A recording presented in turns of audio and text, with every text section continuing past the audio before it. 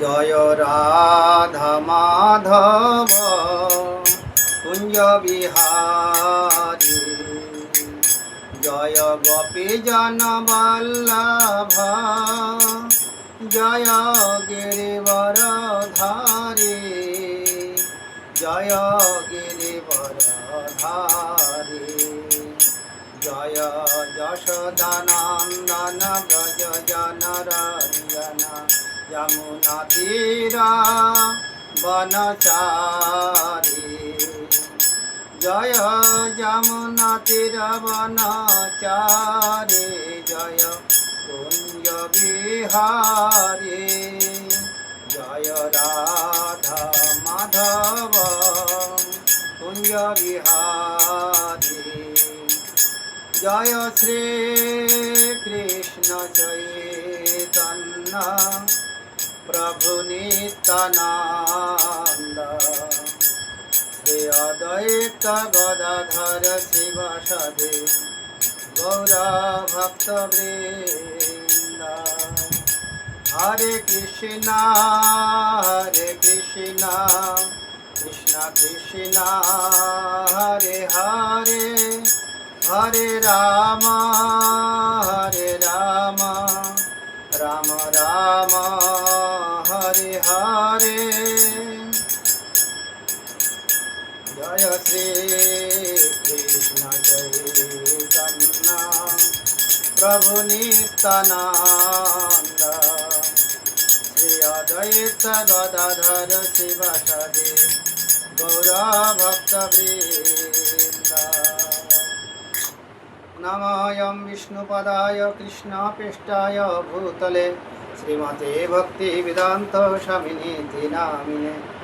নমস্তে সরস্বতী দেবে গৌরবাণী প্রচারিণে, নির্বিশেষ শূন্যবাদী পাশ্চাত্য দেশতারিণে।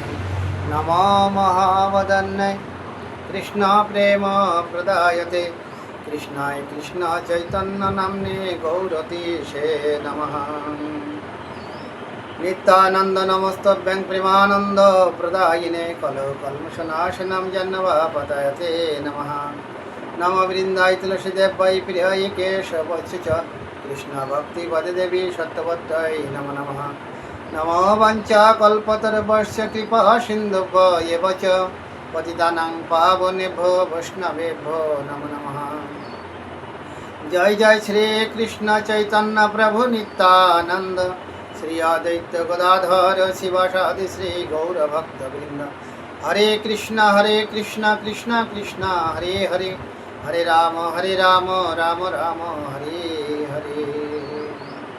হরি ওম তৎসৎ। মুখং করতি বাচল পঙ্গুলঙ্ঘাতি গিরিং যৎকৃপাতমহং বন্দে শ্রীগুরুদিনতারিণং পরমানন্দ মাধব শ্রী চৈতন্য ঈশ্বর। হরি ওম তৎসৎ। তো আমাদের ভগবত ভক্তি অনুশীলনের প্রথম আমাদের যোগ্যতা শ্রী গুরুদেবের চরণে আত্মসমর্পণ করা এবং বিনম্রভাবে তার কাছে প্রশ্ন জিজ্ঞাসা করা। তদ্বৃদ্ধি প্রণিপাতেন পরিপ্রশ্নেন সেবায়া, উপদেক্ষন্তে জ্ঞানম জ্ঞানীনা তত্ত্বদর্শিনা। তো এইভাবে আমাদের ভগবানেরকে লাভ করতে হলে গুরু মহারাজের চরণে আত্মসমর্পণ করতে হবে।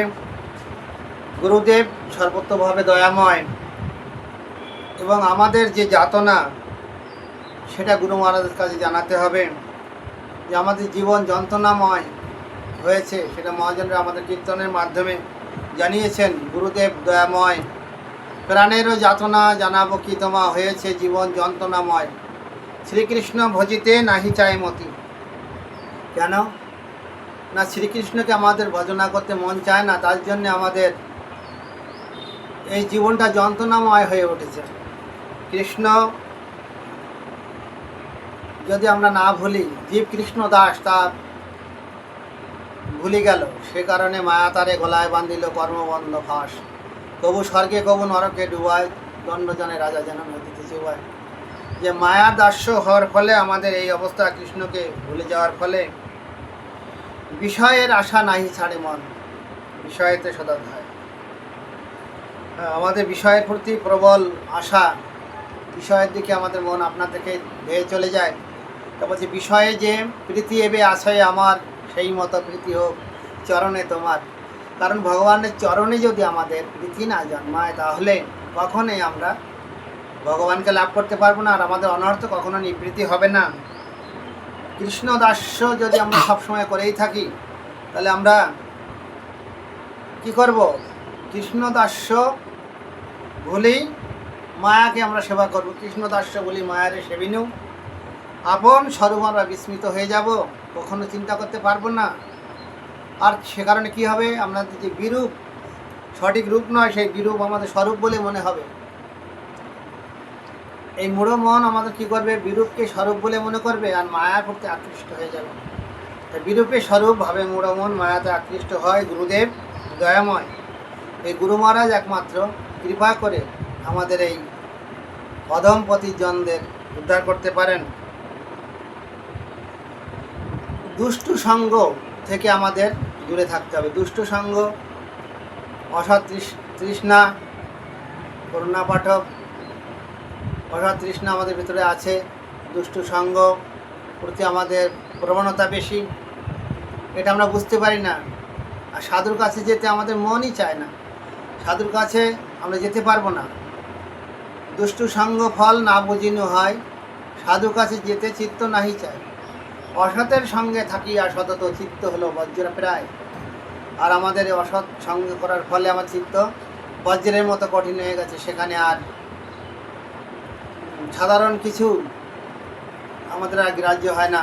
আমাদের প্যারালাইসিস রোগী হয়ে গেছে, যার শরীরে অবশ অর্থাৎ প্যারালাইসিস হয়ে যায়, তার স্নায়ুতন্ত্র কাজ করে না, তাকে চিমটি দিলেও ঠিক পায় না, তাকে ব্যবহার করলেও ঠিক পায় না। তেমনি আমরা মায়া দ্বারা এতই আকৃষ্ট যে আমাদের এতভাবে আমরা নির্যাতিত হচ্ছি, তবু আমরা বুঝতে পারছি না যে আমরা কিভাবে আমাদের এই জীবনযাত্রা অতিবাহিত করছি। এত কষ্ট, তবু আমরা বুঝতে পারছি না। সাধুদের দেখলে আমরা নিন্দামন্দ করি, সাধুদের সমালোচনা করি, অনেকভাবে কটূক্তি করি। তা ধীরে ধীরে আমরা তার জন্য অধপতিত হয়ে যাব, এটা আমরা বুঝতে পারি না। তাই দুষ্টু সঙ্গ ফল না জন্য হয়, সাধু কাছে যেতে চিত্ত নাহি চায়। আর কি করি? আমরা অসতের সঙ্গ করি। আর আমাদের এর সঙ্গে কি এসে উপস্থিত হয়? কনক কামিনী লাভ পূজা আশা। কনক অর্থাৎ টাকা পয়সার দিকে আমরা এত দাবিত, সামান্যতম সময়ও আমরা নিজেদের জন্য রাখি না।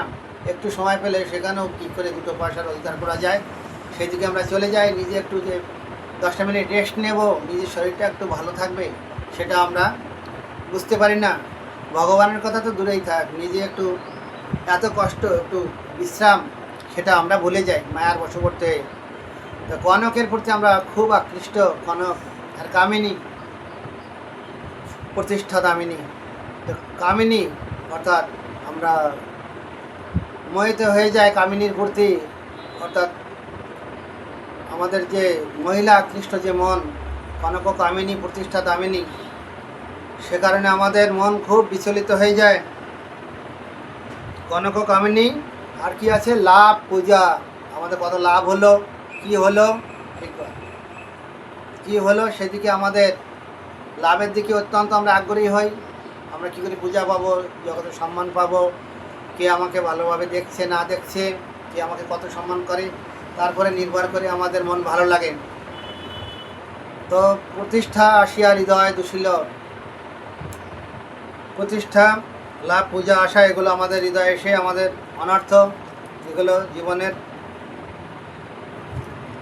লাভ পূজা আশা চায় মোর চিত্ত আর প্রতিষ্ঠা চাই।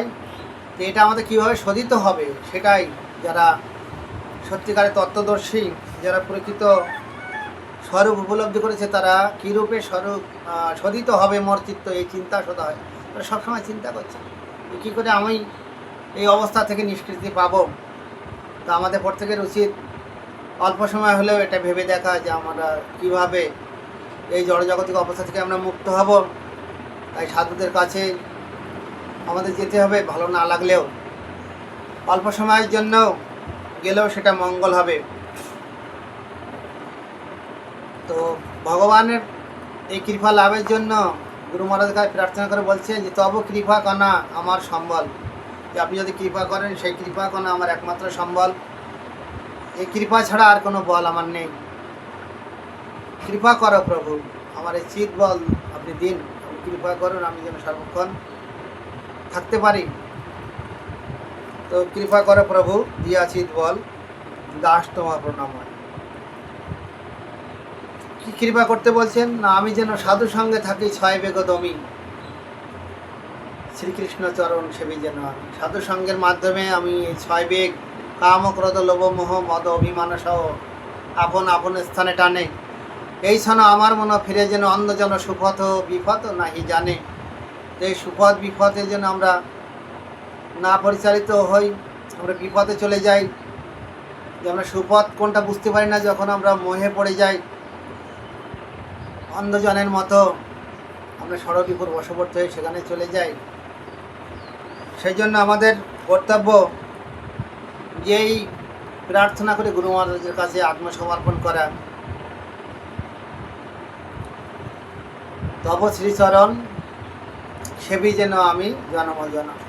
গুরুদেবকে বলছেন যে হে গুরুদেব, তব শ্রীচরণ সেবী যেন আমি জনম জনম, এই আশীর্বাদ আমি একমাত্র চাই, আমি অভাজন তব পদে স্থান চাই। এইভাবে প্রার্থনা করছেন মহাজনের এবং আমাদের শিক্ষা দিচ্ছেন। তো আমরা সেই পদাঙ্ক অনুসরণ করে গুরু মহারাজের কাছে আত্মসমর্পণ করবো এবং শ্রীকৃষ্ণের চরণে আমরা প্রগতি করার চেষ্টা করব ধীরে ধীরে অভ্যাস যোগের মাধ্যমে। অনেকে প্রশ্ন করেন যেগুলো সহজ নয়, সত্যি সহজ নয়, ধীরে ধীরে এই স্তরে উন্নীত হতে হয় এবং সাধু নিন্দা বৈষ্ণব বিষ্ণু চরণে যেন অপরাধ না হয় সেদিকে লক্ষ্য রেখে এইভাবে আমাদের খুব সাবধানতার সঙ্গে অতিবাহিত করতে হবে। তো অনিচ্ছা সত্ত্বেও ক্ষণিকের জন্য সাধু সঙ্গের কী ফল এই বিষয় আপনারা শুনেছেন, তো আমি এখন বলছি না। পাপরাজ তিনি নারদ মুনির কৃপা পেয়ে বৈকুণ্ঠ লোকে গমন করেছিলেন। অন্যান্য মহাজনেরা, আমার গুরু ভাইয়েরা, গুরুবৃন্দরা সকলেই একথা আলোচনা করেন। তো আপনারা শ্রবণ করবেন সবসময় সাধুদের কথা। আমি ভালো ভগবান সম্বন্ধে বলতে পারি না, আমার অক্ষমতা। আমাদের ঊর্ধ্বতন যেসব ব্যক্তিরা আছেন, মহান ব্যক্তিরা, মহান ভাগবত আছেন, তাদের কাছ থেকে শ্রবণ করবেন। ভাগবত স্বামী মহারাজ, ভক্তিবিলাস গৌতম স্বামী মহারাজ, গৌরাঙ্গ প্রেম স্বামী গুরু মহারাজ ভূমিকায় উনি এখন গেছেন। এগুলো আপনি একটু করবেন, আপনারা সবাই শুনবেন। গুরু মহারাজ আছেন, সমস্ত বৈষ্ণবদের মুখ নিঃসৃত বাণী ইসকনের মাধ্যমে যে প্রচার হচ্ছে সেটা আপনারা মন দিয়ে শ্রবণ করার চেষ্টা করবেন। নম বাঞ্ছা কল্পতরুভ্যশ্চ কৃপা সিন্ধুভ্যেব চ পতিতানাং পাবনেভ্যো বৈষ্ণবেভ্যো নমো নমঃ। অনন্ত কোটি বৈষ্ণব ভক্তবৃন্দ কি নিতাই গৌর সীতানাথ প্রেমানন্দে। হরি হরি বল।